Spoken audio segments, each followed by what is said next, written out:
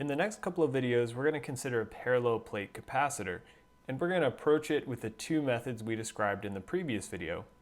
The first method we're going to look at using Coulomb's law, and in the second video, we're going to structure it as a boundary value problem. So because we're going to approach this with Coulomb's law in this first video, we're going to want to assume that the plates have some charge. So let's go ahead and say they have a uniform charge of plus or minus Q. And so down here in the drawing, I've got these gray areas which represent our metal plates and our dielectric with a dielectric, an overall permittivity epsilon, which is equal to epsilon naught times R.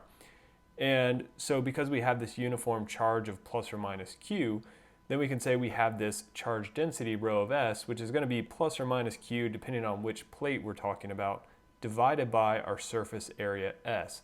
So we're saying that each of these metal plates has some surface area S. So let's come down here to our plates and let's arbitrarily say that this top plate is going to have our positive charges. So we can put our positive charges up here. And so of course then this top plate is going to have our rho S equals positive Q over S. And that means our negative plate is going to have our negative charges down here. And so these should be equal and opposite. I'm not necessarily taking care to draw the exact same number of signs, but again, we have plus and minus Q. And in this case, our rho S is going to be negative Q divided by that surface area S. So for this particular structure, we're going to have an electric field that is in this direction here. And so for our purposes, we're going to assume that our distance between these plates is very small compared to, so let me go ahead and label my electric field there. We're going to assume that the distance between the plates is very small compared to that surface area. And so to be clear, let's label sort of this point down here as x equals 0, and this point up here as x equals d. So we have some total thickness d. So what we're going to say is we're going to assume that our d is really small compared to s. So assume d is small compared to or relative to our surface area. And what that means is that we're going to neglect any fringing fields. And so the fringing fields is something sort of that's going to be a real life practical application that we'll need to consider. But for our first pass, first order approximation, we can ignore that. And so these fringing fields are going to occur at the edge of the device. So of course, once we get to the edge, we're no longer going to have this electric field going sort of perfectly straight down, but we'll actually see something that starts like this, and then as we get further away, we have some stuff that looks like this. And so same thing over here on this side. So we would call these our fringing fields or the fringing effects at the edges. But what we're saying right now is that this device is relatively small in terms of the height, so that we can really just ignore those because for most of the surface area, we have that straight up and down electric field.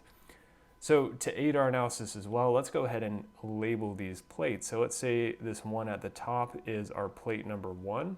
So that's with a positive charge. And at the bottom, let's say we have plate number 2. So because we're assuming that distance d is small compared to our surface area and we're neglecting fringing effects, let's treat it sort of as two infinite planes. So previously we said for an infinite plane, and we saw this from Gauss's law as well as Coulomb's law, we said that the electric field due to an infinite plane is equal to rho S over 2 epsilon naught. And so to be more general, we can just call that epsilon times our unit normal vector. And so in this case, again, because we have two of these, we can say let's treat sort of like our upper plate one as a parallel plate capacitor. And so in that case, of course, our unit normal vector is going to be in this direction. Get a better color for that. Surely the pink will show up well. There we go. So our unit normal vector is going to be in this direction. And then for our bottom plate, our unit normal is going to be in this direction. And so because of how I've defined the plate location with x equals 0 and x equals d, that means that this direction here is going to be our u of x direction. Now I could have defined that as z or y or whatever I want, unless it's given in a particular problem. So now that we have that sort of unit vector set up, what we can do is we can go ahead and say that in this particular case, we have E is equal to rho S over 2 epsilon. And in the top plate, we noticed that u of n was in the negative x direction.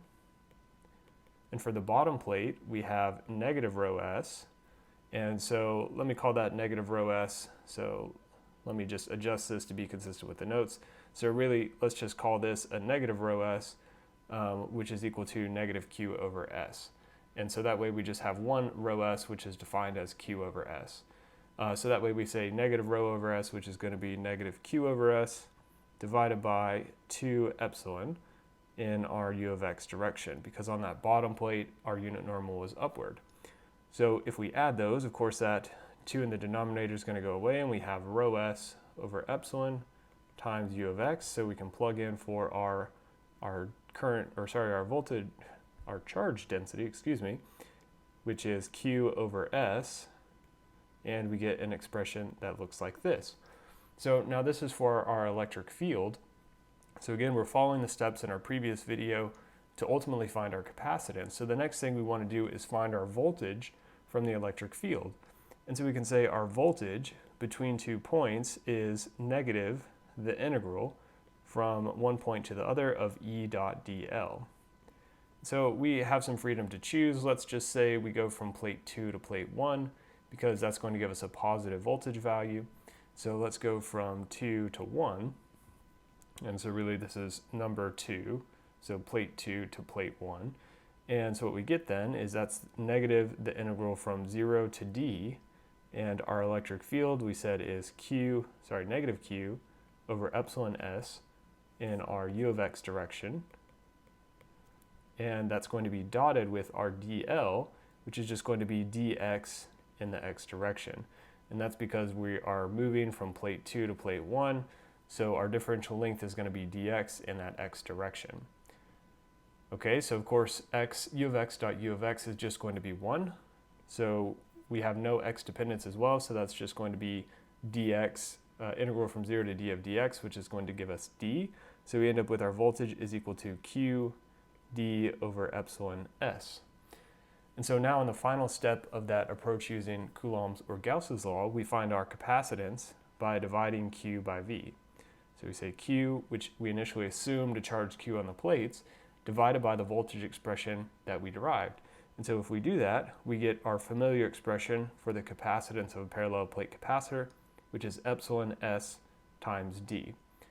And so again, S is our surface area of the plate, D is the distance between the plates, and of course epsilon contains our epsilon naught as well as our epsilon r information. So sort of an interesting side note, of course, if we are testing a certain material, what we can do is we can compare the capacitance with and without that dielectric material. And of course, if we don't have that dielectric material, our epsilon is just the epsilon naught. And if we do have it, then it's the epsilon naught times epsilon r. So again, comparing the two capacitance values, we can then figure out what that relative permittivity is. So before we move on to look at how to solve that problem with our boundary value conditions, let's quickly look at the energy stored in the capacitor as well. So energy stored. So going back to an equation from a previous unit, we have that the energy in a region is just the integral over some volume of epsilon naught times the magnitude of the electric field squared dV. So we had a couple different forms of the equation, but this one is going to be the best one to suit us because we already have an expression for E up here. Again, we're focusing on the magnitude though, so this becomes 1/2 epsilon, so we can pull that out because that's just going to be a constant. We're assuming we have a homogeneous material. And in our integrand here, we have q squared over epsilon squared times s squared dV. So let's assume that this E field is uniform, it's not varying spatially or anything like that. So let's say E is uniform. And we can also note that the volume of our dielectric material is going to be the surface area times the distance between the plates. So what we can say then is that our energy in that dielectric, or in our capacitor, is equal to, so we have epsilon out front, so that's, this guy is canceled out with one of these here, and we have also our q squared divided by 2 epsilon squared, and so, sorry, I think I've got a little ahead of myself canceling out things. So let's keep that there for a second.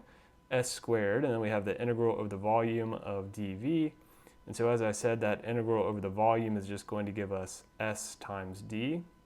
So we divide that by our 2 epsilon squared s squared. And so now we're ready to cancel out. So we see epsilon cancels out with the squared, s cancels out with the squared. And so now I can kind of rearrange stuff a little bit.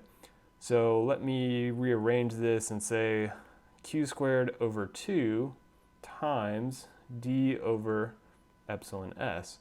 And so why would I want to do that? Well, that d over epsilon s is just going to be 1 over c.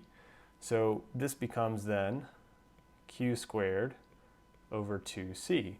Well, we can rearrange that a little bit, and we can say that our energy is equal to cv squared divided by 2c, which is equal to the more familiar equation that we've seen before in other classes of 1/2 cv squared.